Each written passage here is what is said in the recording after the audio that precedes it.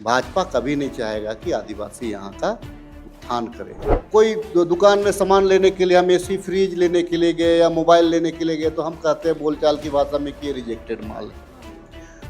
जिसका मन ही मान लीजिए कि अगर वो गंदा हो, तो उसको भाजपा का मन तो गंदा है ना, तो उसको बढ़ा चढ़ा करके वो बोल रहा है। जामताड़ा से बाबूलाल मरांडी जी हो या भाजपा के लोग हो, सीता सोरेन को हराना चाहते हैं। तो भारतीय जनता पार्टी के जो लोग हैं वो खिलाड़ी हैं, वो जमीन पे कुछ करना धरना उनको नहीं है, लेकिन वो लोग इमोशनल के साथ खेलते हैं। वो बातों को घुमा फिरा करके बढ़ा चढ़ा करके चलाने का काम करते हैं। रिजेक्टेड माल बोलने का मतलब है कि वहाँ सिर्फ सीता सोरेन जी कल उम्मीदवार नहीं है, कई लोग उम्मीदवारी कर रहे हैं वहाँ पे। भाभी सीता सोरेन को तो भाजपा ने मोहरा बनाया, उसका राजनीतिक करियर खत्म कर दिया। बाबूलाल मरांडी और पूरा भाजपा खेमा का पूरा साजिश है कि सोरेन परिवार की एक बहू को का दी इंड कराया जाए। हमारा जो सांस्कृतिक धरोहर जो पत्थरगढ़ी है,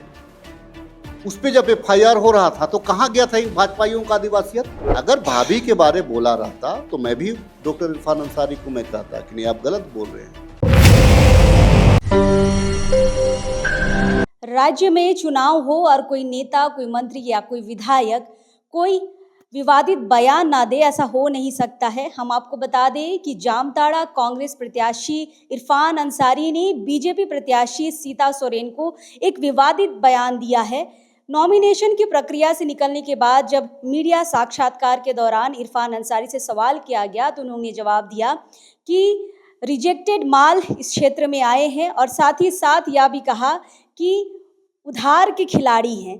और ये किसे कहा नाम तो नहीं दिया गया है, लेकिन हाँ, जो विपक्षी है यानी कि सीता सोरेन, उन्होंने स्वतः अपने आप को ये समझा और उनका कहना है कि यह मुझे कहा गया है।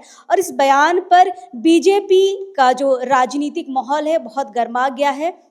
हम आपको बता दें कि इसकी शिकायत ST-SC आयोग में भी की गई है, चुनाव आयोग को भी की गई है, और साथ ही साथ जामताड़ा के थाने में भी FIR किया गया है। फिलहाल इसी बाबत हम बातचीत करने आए हैं कांग्रेस के ही प्रत्याशी, खिजरी प्रत्याशी राजेश कच्छप जी से। दादा, विवाद बहुत बड़ा हो गया है, बयान आपने सुना होगा, रिजेक्टेड माल कहा गया है। फिलहाल नाम तो नहीं है, लेकिन कहा यह जा रहा है सीता सोरेन की तरफ से कि ये मुझे कहा गया है। इस बयान को आप कैसे ले रहे हैं? देखिए, समस्त झारखंड की जनता को, सुनीता, आपके चैनल लोकतंत्र के माध्यम से मैं ये कहना चाहता हूँ कि जो जामताड़ा के जो हमारे प्रत्याशी हैं, पूर्व मंत्री डॉक्टर इरफान अंसारी, उन्होंने क्या कहा, किसी का नाम तो उन्होंने लिया नहीं। देखिए, लेकिन जो भारतीय जनता पार्टी के जो लोग हैं वो खिलाड़ी हैं, वो जमीन पे कुछ करना धरना उनको नहीं है, लेकिन वो लोग इमोशनल के साथ खेलते हैं। वो बातों को घुमा फिरा करके बढ़ा चढ़ा करके चलाने का काम करते हैं। जैसे जिस प्रकार से राहुल गांधी जी के बारे में इन लोगों ने ना जाने क्या क्या बयान दिया कि आलू से सोना निकलता है वगैरह वगैरह, क्या क्या बोला। राहुल जी तो वो बात नहीं बोले थे, तो डॉक्टर इरफान अंसारी भी वैसी कोई बात नहीं किए हैं। जामताड़ा की जनता को संबोधित करते हुए मीडिया से उन्होंने ये कहा कि जनता जिसको स्वीकार नहीं करना चाहती है, उन कैंडिडेट को वहां जामताड़ा से उतारा जा रहा है। देखिए, भारतीय जनता पार्टी के लोग, आदरणीय भाभी हम लोगों की सीता सोरेन को चूंकि जामताड़ा का प्रत्याशी बनाया है, तो उसके आड़ में वो लोग महिला विक्टिम कार्ड खेलना चाह रहे हैं। एक जो है कि इमोशनल राजनीति करना चाह रहे हैं कि गुरुजी की बहू है, और उनके पास चूंकि वे लोग जामताड़ा से हार रहे हैं, क्योंकि कभी जामताड़ा में सीता सोरेन तो कभी गई नहीं है, न वहाँ के कार्यकर्ता को पहचानती है, न लोगों को पहचानती है, तो कभी गई नहीं है। तो ये लोग जो है कि चुनावी एक शगुफा इन लोगों को, इसको हथियार बनाना चाह रहा है। अगर भाभी का नाम अगर लेते डॉक्टर इरफान अंसारी तो मुझे समझ में आता। देखिए, ये आज के तारीख में वहाँ पे बुरी तरह से भाजपा हार रही है, और भाभी सीता सोरेन को तो भाजपा ने मोहरा बनाया, उसका राजनीतिक करियर खत्म कर दिया। कैरियर खत्म कर दिया। बिल्कुल निश्चित तौर से आज वो गुरुजी के नाम से, झारखंड मुक्ति मोर्चा के नाम से वो जामा से चुनाव जीतती रही हैं और आज उसको अचानक से तीर धनुष का छाप को हटा करके जामा से ना लड़ा करके उनको कहाँ से लड़ाया जा रहा है? जामताड़ा से लड़ाया जा रहा है। क्यों भाई? जामताड़ा से क्यों लड़ा रहे हैं? वो लोग पूरा देखिए, इसमें बाबूलाल मरांडी और पूरा भाजपा खेमा का पूरा साजिश है कि सोरेन परिवार की एक बहू को का दी इंड कराया जाए। लेकिन चूंकि इनको भी राजनीति करना है, चुनाव लड़ना है और चुनाव के दरमियान में बातों बातों में बहुत सारी बात निकल जाती है। जैसे आपके माध्यम से मुझे पता चल रहा है कि जिस प्रकार से एसटीएससी आयोग में इन लोगों ने कंप्लेन किया है, चुनाव आयोग में कंप्लेन किया है। क्यों भाई? क्या कहा उन्होंने कि आपने एसटीएससी सीता सोरेन का नाम तो नहीं लिया, भाभी का नाम तो नहीं लिया? फिर अच्छा राजेश दा, ठीक है नाम नहीं लिया, लेकिन एज अ प्रतिद्वंदी सीता सोरेन को ही वहां पे देखा जा रहा है इरफान अंसारी के अगेंस्ट में। क्यों सुनीता? बाकी लोग क्या वहां नहीं लड़ रहे चुनाव? क्या दो ही कैंडिडेट है क्या वहां पे? और कैंडिडेट नहीं है क्या? लेकिन मजबूत पार्टियों में तो अभी बीजेपी और कांग्रेस ही है जामताड़ा में। कौन बोलता है मजबूत पार्टी है सीता सोरेन? कभी वहां पे गई नहीं है। लोकसभा का चुनाव लड़ी थी, जामताड़ा से बुरी तरह से शिकस्त, जामताड़ा से बुरी तरह से वो हारी है। तो अपना वहां चूंकि उनके पास कार्यकर्ता नहीं है तो मजबूत कहां से रहेगा? वहां पे अगर कोई मजबूत है तो डॉक्टर इरफान अंसारी है, इंडिया अलायंस मजबूत है, गुरुजी का आशीर्वाद मजबूत है। देखिए, गुरुजी का आशीर्वाद के बिना सीता सोरेन का राजनीतिक भविष्य बहुत सुरक्षित नहीं है। लेकिन भाजपा के लोगों को चूंकि झारखंड मुक्ति मोर्चा को तोड़ना था, इंडिया अलायंस को तोड़ना था, तो अच्छा एक चीज मुझे आप बताइए सुनीता, मैं आप ही के लोकतंत्र चैनल के माध्यम से समस्त जनता को कहना चाहता हूँ, समस्त झारखंड वासियों को कहना चाहता हूँ, ये राजनीति ब्लैकमेलिंग और इमोशनल कार्ड जो भाजपा खेल रही है, कहाँ गया जब गुरुजी, जब हेमंत सोरेन जी जब जेल गए, जब हेमंत सोरेन जी जब जेल गए, बूढ़े सास और ससुर जो बीमार हैं, बहू का क्या धर्म बनता है? उनकी सेवा करना, ना कि घर को तोड़ना है। भाजपा वालों ने क्या किया? घर को तोड़ने का काम किया, सोरेन परिवार के घर को तोड़ने का काम किया। बाबूलाल मरांडी जी हैं, जितने लोग हैं, मिलजुल करके सोरेन परिवार को तोड़ने का काम किया और जहां पे सास ससुर का सेवा करना चाहिए था वो घर तोड़ने को निकल गई और घर से वो नाराज होकर के चली गई।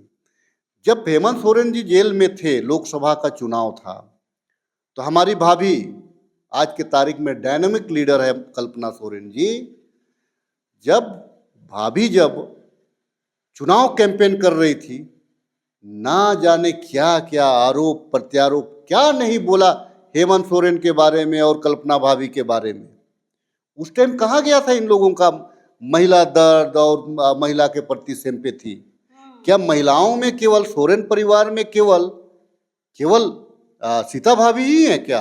और कोई नहीं है क्या? देखिए, गुरुजी का आशीर्वाद जिनके ऊपर रहेगा, नेता तो वही रहेगा। हेमंत सोरेन जी जब जेल में थे, एक बार भी झांकने के लिए नहीं गई, एक बार भी उनको सांत्वना देने के लिए नहीं गई, निकलने के बाद में भी नहीं गई। तो आज अगर बेटा अगर सोरेन परिवार में इतना ही कुर्सी का मोह रहता तो बसंत सोरेन को मंत्री बनाने के बाद उसको फिर मंत्री पद से नहीं हटाता, रामदास सोरेन को, दीपक बिरुवा को मंत्री नहीं बनाता।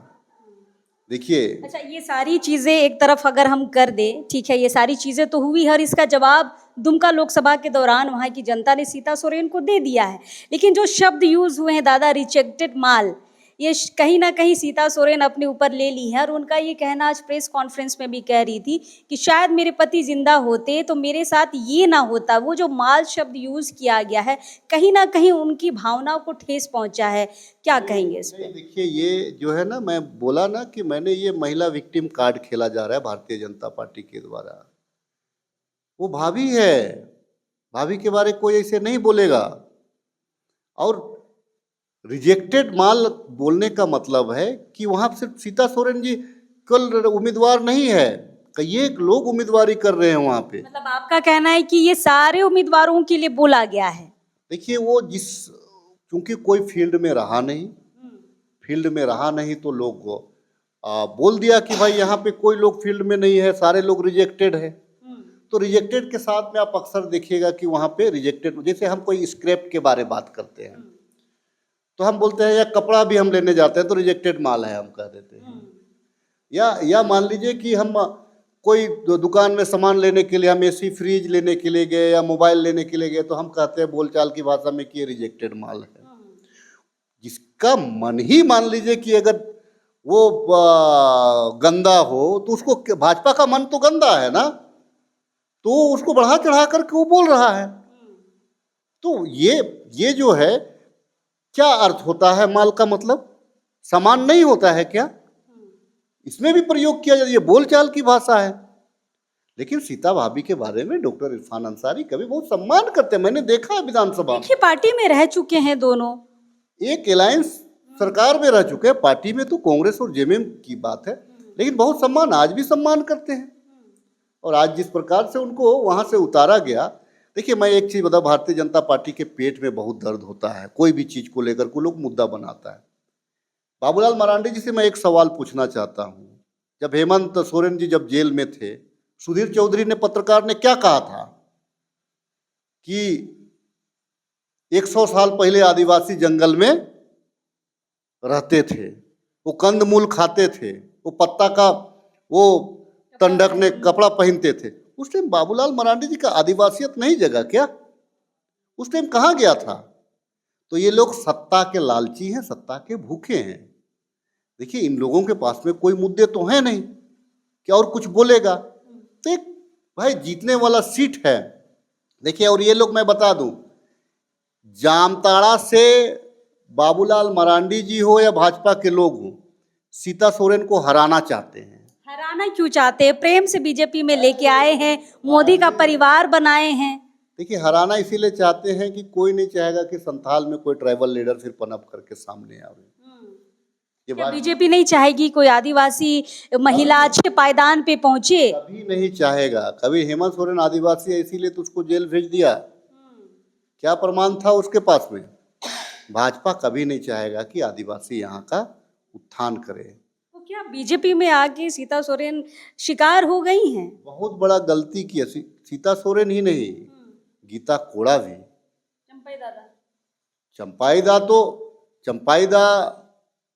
तो क्यों गए हम लोगों को भी पता नहीं है, लेकिन वो बहुत बड़ा गलती किया। अच्छा एक चीज मुझे बताइए, बाबूलाल मरांडी जी का एक बयान मुझे बता दीजिए, या और भाजपा नेताओं का। उस टाइम तो बाबूलाल मरांडी जी भाजपा में नहीं थे, वो तो उस टाइम तो कह रहे थे कि भाई मैं कुतुब मीनार से कूद जाऊंगा अगर मैं भाजपा में गया तो। उस टाइम में जैसे हमारे खिजरी से वो राम कुमार पाहन जी लड़ रहे हैं। एक बार भी जब हमारा जो सांस्कृतिक धरोहर जो पत्थरगढ़ी है उस पर जब एफआईआर हो रहा था तो कहाँ गया था इन भाजपाइयों का आदिवासियत?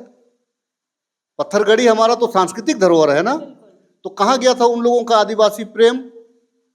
जिस टाइम में अभी जो है हंसदेवा का जंगल को जो काटा जा रहा है, वहाँ के आदिवासियों को जो भगाया जा रहा है, उनका जमीन को जबरदस्ती हड़पा जा रहा है, कहाँ गया भाजपाइयों का आदिवासी प्रेम? वहाँ तो भाजपा की सरकार है, कहाँ गया आदिवासी प्रेम? और जब यहाँ पे सीएनटी एसपीटी को जिस टाइम में ये लोग रघुवर दास का पीरियड में सरकार में, ये राम कुमार पाहन तोता की तरह बोलता था कि टाँ टाँ टाँ टाँ बोलता था कि भाई आपका सीएनटी एसपीटी में बदलाव होना चाहिए।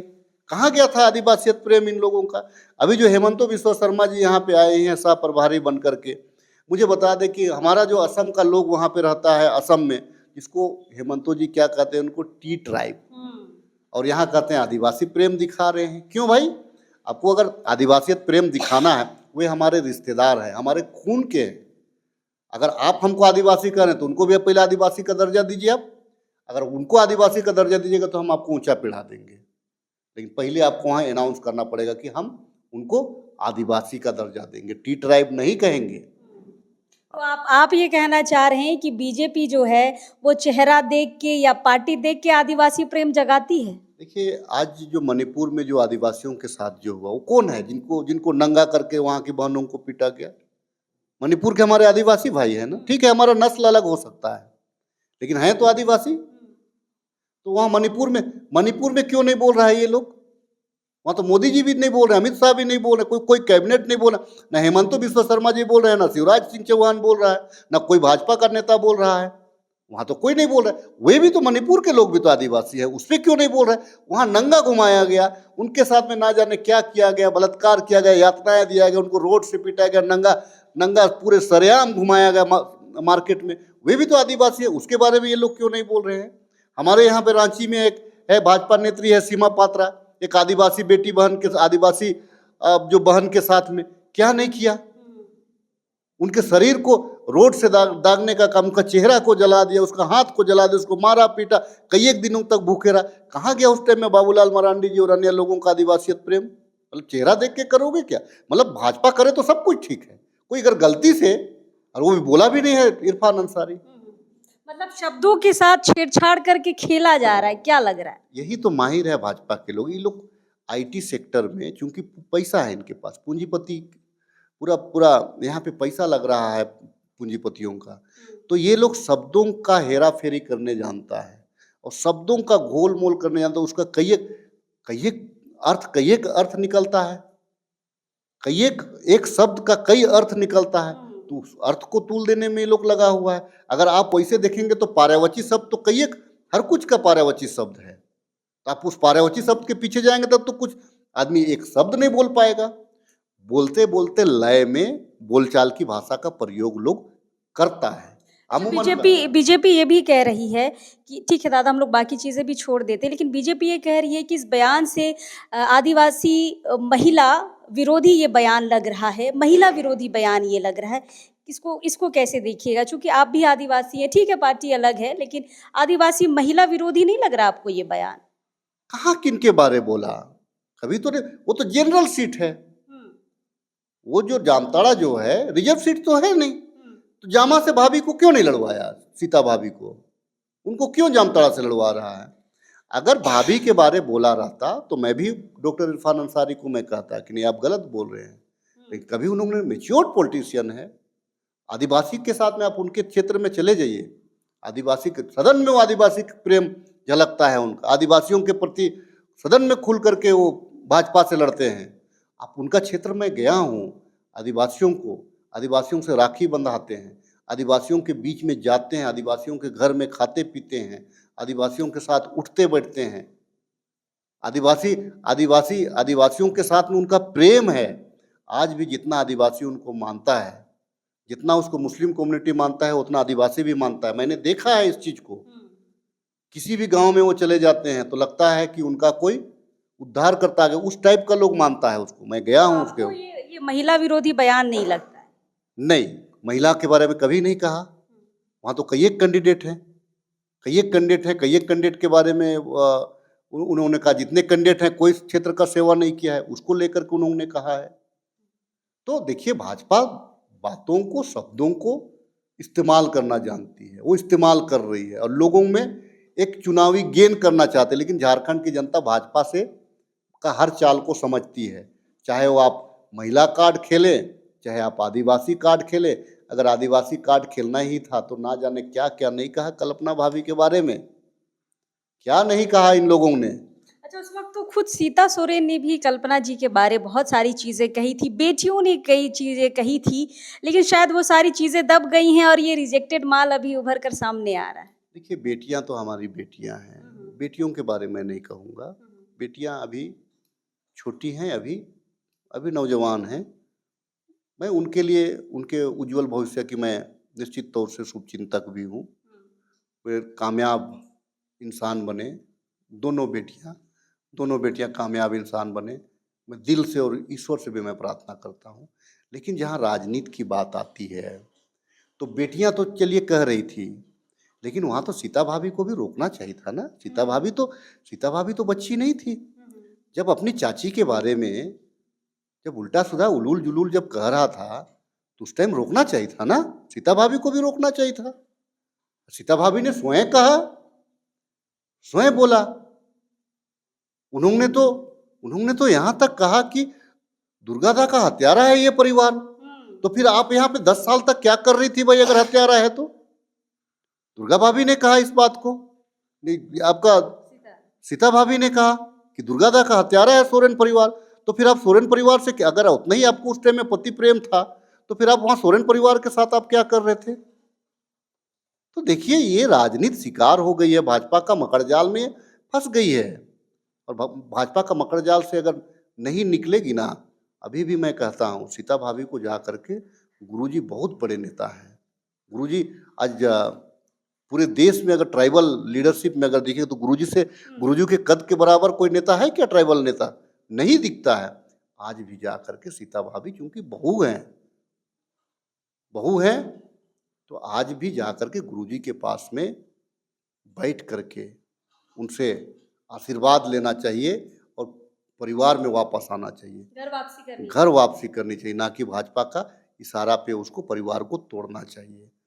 चलिए, इस बयान को लेकर हम आपको बता दें कि चुनाव आयोग ने झारखंड सरकार से रिपोर्ट भी मांगा है इस बयान के अगेंस्ट में। अब देखना ही होगा कि झारखंड सरकार इस पर क्या जवाब देती है। लेकिन हम जवाब लेने आज खिजरी प्रत्याशी राजेश दा के के पास आए हैं और राजेश कच्छप ने ये कहा है कि नाम नहीं लिया गया है। और जितने भी हमारे दर्शक हैं सभी को हम कहना चाहेंगे कि एक बार आपको भी वीडियो गौर से देखने की ज़रूरत है, क्योंकि हमने भी बार बार ये वीडियो देखा है, नाम नहीं लिया गया है। लेकिन हाँ, बीजेपी ने सीता सोरेन की तरफ इशारा किया और सीता सोरेन भी ये मान रही है कि ये मेरे लिए कहा गया है। फिलहाल महिला विरोधी है या बयान या फिर क्या है, ये तो देखने वाली बात होगी जब झारखंड सरकार इसका जवाब भेजेगी। फिलहाल बहुत सारे लोग हैं जो इस पे जवाब देना चाहते हैं, हम भी जवाब लेना चाहते हैं कि आखिर इस बयान को वो किस नज़र से देखते हैं। राजेश दा, बहुत बहुत धन्यवाद, शुक्रिया अपना नज़रिया हमें देने के लिए, दर्शकों को बताने के लिए। लोकतंत्र न्यूज़ को मैं अपनी ओर से बहुत बहुत बधाई देना चाहता हूं। और सुनीता, निश्चित तौर से इस ज्वलंत मुद्दा पे भी आपने बेबाकी से बातचीत हमसे भी किया, उसके लिए भी मैं आपका आभार व्यक्त करता हूं। आपके लिए, आपके चैनल के लिए मैं अपनी शुभकामना अर्पित करता हूं। चलिए, ये विवाद और कितना आगे बढ़ेगा, बीजेपी इस विवाद पे और कितना खेल सकती है, हम आगे देखेंगे। फिलहाल अब इस वक्त के लिए जोहार रहेगा।